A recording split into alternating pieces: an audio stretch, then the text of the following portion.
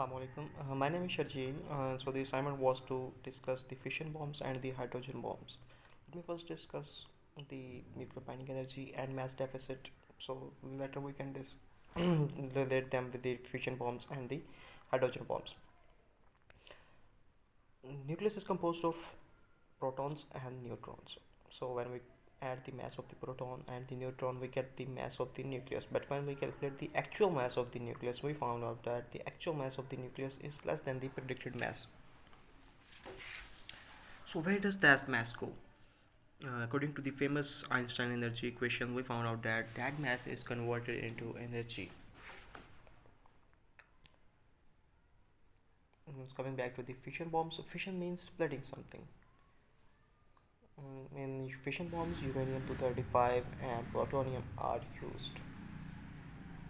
When we bombard the uranium with the neutron, uh, uranium is divided into two smaller nuclei, and we get three neutrons, and energy is released. Those neutrons we get further strikes the other uranium atoms, and we get a chain reaction, and a large amount of energy is released.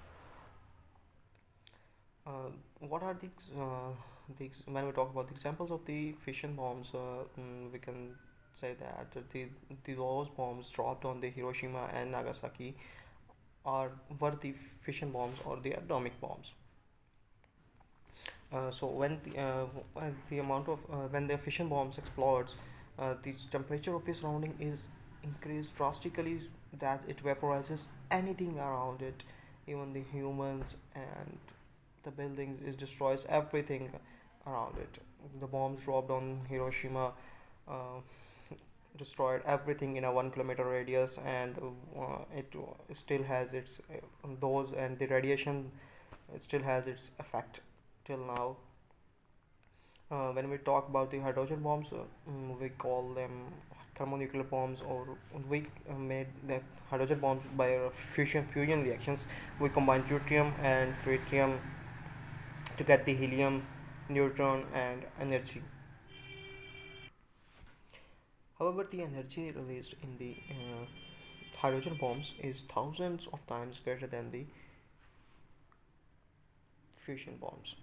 Um, it is very rare to find the uh, hydrogen tritium isotope. So scientists found another way. They use lithium deuteride. They prepare lithium deuteride by combining hydrogen deuterium and the lithium. When so hydrogen so we need to a high amount of temperature to combine the deuterium and tritium. That's because we cannot combine them ordinarily. They are both electrically positive, so they repel each other. So we need a high amount of energy, or we need to move them at a high velocities, so they can combine. Where do we get that energy from? I mean, we need billions of tons of energy.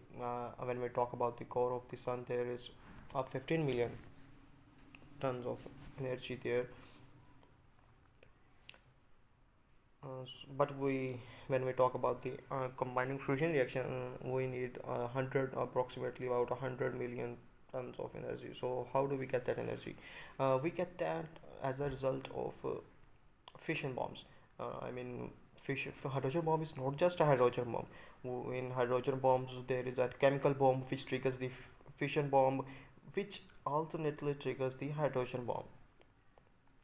So chemical bomb triggers the atomic bomb, so which releases energy. Which energy, though that energy is used to that energy is used to combine the deuterium and tritium, and energy is released, which is so huge that